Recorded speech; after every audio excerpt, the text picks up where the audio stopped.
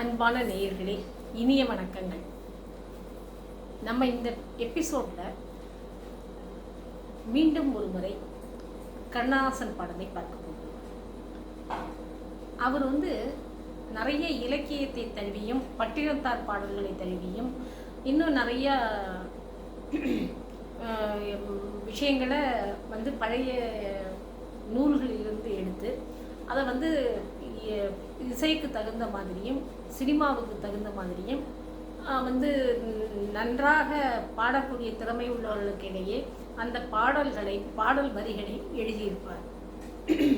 இதில் ஒரு பாட்டு எனக்கு ரொம்ப பிடிச்சது. இதை தான் பர்வீன் சுல்தான் அவங்க ஒரு ஸ்பீச்சில் சொல்லியிருந்தாங்க. காதல்ங்கிறது ஒரு பெண்ணை எல்லா இடங்களிலும் தொட முடியும், ஆனால் கண்ணை தொட முடியாது என்று ஒரு வரியை சொல்லுவார். அவங்க சொன்னது ரொம்ப கரெக்டு. ஆனால் அந்த கண்களை கூட தழுவக்கூடியதற்கு வேறு ஒரு இதை பயன்படுத்தி இருக்கிறார் அப்படின்னு சொன்னால், அந்த வார்த்தையை பயன்படுத்தி இருக்கிறாருன்னு சொன்னாங்க. அது எப்படி, என்ன வார்த்தை அது? இப்போ அந்த பாடலை மட்டும் 2 வரிகள் பார்ப்போம். ஓராயிரம் பார்வையிலே உன் பார்வையை நான் அறிவேன். இந்த பாடல் எத்தனையோ பார்வைகள் இருந்தாலும் கூட கூட்டத்தில் கூட நான் உன்னோட கண்ணை பார்த்து புரிஞ்சிக்க முடியும், தெரிஞ்சிக்க முடியும் அப்படிங்கிறத ஒரு லவ் ரொமான்ஸ் அதை சொல்கிறாரு. அடுத்ததில் இந்த காற்றினில் நான் உழைந்தேன், உன் கண்களை தழுவுகின்றேன், இந்த காற்றினில் நான் கலந்தேன், உன் கண்களை தழுவுகின்றேன், நீ போகின்ற பாதையெல்லாம் உன் பூமுகம் காணுகின்றேன்.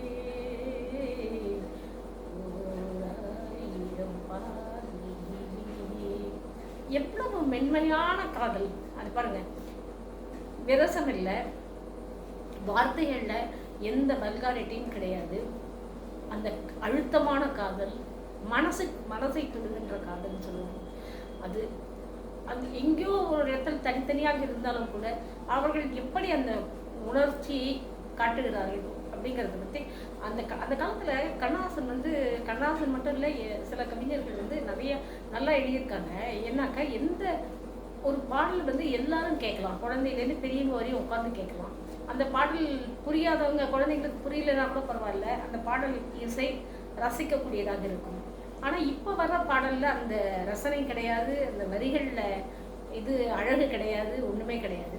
அப்போ அந்த பாடலில் எப்படி அவர் கண்ணை தொடணும், எல்லாவற்றையும் தொட்டாலும் கூட கண்ணை தொட வேண்டும். அந்த கண்ணை தொடுவதற்கு எதை தொட்டால் கண்ணை தொட முடியும் என்று ஆராய்ச்சி செய்து அதை பற்றி அவர் நினச்சிருப்பாரா என்னன்னு தெரியல. ஒரு கவிஞர்கள் பாடலில் எழுதும்போது அவங்க எப்படி எழுதுவாங்கன்னாக்கா அந்த ஃப்ளோ போயிட்டே இருக்கும், அவங்களுக்கே தெரியாது அவங்க என்ன எழுதுறாங்கன்னு. அந்த ஃபினிஷிங்கில் தான் அவங்களுக்கு புரியும், நம்ம இவ்வளோ பெரிய விஷயத்தை எழுதியிருக்கோமான்னு. அதுவும் அவங்களுக்காக கூட புரியாது, மற்றவங்க இப்போ இது மாதிரி பேசி புரிய வைக்கும் பொழுது எத்தனை விஷயங்கள் இருக்குது அவரோட கவிதைகள்லேருந்து நம்ம தெரிஞ்சுக்கிறோம். அதில் கண்ணை நம்ம எப்படி தொட முடியும், கண்ணை எப்படி நம்ம இது பண்ண முடியும் அப்படின்னு நம்ம பார்க்கும்போது காற்றை உபயோகப்படுத்துகிறார். காற்று என்பது பரவிக்கொண்டே இருக்கக்கூடியது, தென்றல் வீசிக்கொண்டே இருக்கக்கூடியது. இந்த காற்று வேறு எதுவுமே இப்போ அக்னியால் தொட முடியாது, வாயுவால் தொட முடியாது, ஆகாயத்துக்கு மேலே போய் தொட முடியாது. இப்படிலாம் நம்ம கண்ணை எப்படி தொடர்றதுன்னு நம்ம பார்க்கும்போது என்ன அருமையான ஒரு வார்த்தையை போட்டிருக்காருன்னு பாருங்கள். காற்றினில் நான் கலந்தேன், அந்த காற்றோடு நான் கலந்துட்டேனாக்க அந்த காற்று உன்னோட கண்ணுக்கு படும், அது உன்னோட கண்ணை தழுவும் அப்படிங்கிறது ரொம்ப அருமையாக. அந்த மாதிரி ஒரு விஷயங்களை ரசிக்கும் பொழுது இப்படிப்பட்ட மேதை வீட்டில் நம்ம ஏன் பிறக்கலை, இப்படிப்பட்ட ஒரு கவிஞரோட வீட்டில் அட்லீஸ்ட் இந்த எல்லாரும் சொல்லுவாங்க கம்பன் வீட்டு கட்டுத்தறியும் கவி பாடும் என்று, அந்த மாதிரி ஏன் நம்ம அந்த கண்ணதாசன் வீட்டில் இல்லை அப்படின்னு எனக்கு ரொம்ப வருத்தமாக இருக்கும். ஒரு பொண்ணாவோ ஒரு அம்மாவாவோ ஒரு அக்கா தங்கையாகவோ ஏன் இல்லை என்ற மன வருத்தம் எனக்கு ரொம்ப உண்டு. இப்போது இப்படி நம்ம பார்க்கும் பொழுது கவிஞர் மட்டும்தான் உலகத்தில் சிறந்தவர் அப்படின்னு நம்ம நினச்சாக்க அப்படி இல்லை. கவிதை நயம் யாருக்கு இருக்கிறதோ அதில் அவங்க பாராட்டக்கூடிய விஷயங்கள். இப்போ ஒவ்வொருத்தரும் ஒவ்வொரு மாதிரி. பட்டுக்கோட்டை அவரும் நல்லா எழுதுறாரு, மருதகாசி நல்லா எழுதுறாரு, அப்புறம் புலமை பித்தன் சூப்பராக எழுதுவார் புலமை பித்தன். அந்த புலமை பித்தன் எழுதும்போது சில பாடல்களில் ரொம்ப அழகான ஒரு வரிகள் இருக்கும். இந்த அடிமை பெண் அப்படிங்கிற படத்தில் எம்ஜிஆர் ஜெயலலிதா வச்சு ஒரு பிக்சரைஸ் பண்ணியிருப்பாங்க ஒரு பாட்டு, 1000 நிலவேவா. அந்த 1000 நிலவேவாவில் வந்து ஃபுல்லாக தமிழ் லிட்ரேச்சர் மாதிரியே இருக்கும். லிட்ரேச்சர் அது உரைநடையாக படித்தாக்க லிட்ரேச்சர் மாதிரி இருக்கும், பாடலாக பாடினாக்க பாட்டு மாதிரி இருக்கும். அந்த பாடல் ஒரு காதல் பாடல் எவ்வளவு அழகாக ரீச் ஆகுது, எல்லாருக்கும் மனப்பாடமும் ஆயிடுது, அந்த வார்த்தைகளில் நளினமும் புரியுது, மியூசிக்கும் இசையும் நன்றாக இருந்தது, பாடியவர்களும் நன்றாக பாடினார்கள், நடிப்பும் பிரமாதமாக இருந்தது.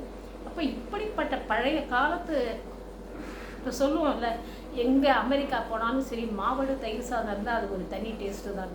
அதே மாதிரி பழைய வாழ்க்கை அட்மாஸ்பியர், அந்த பழைய பாடல்கள் இதெல்லாம் நமக்கு வந்து வாழ்க்கையில் எத்தனையோ பாடங்களை சொல்லி கொடுத்துருக்கு.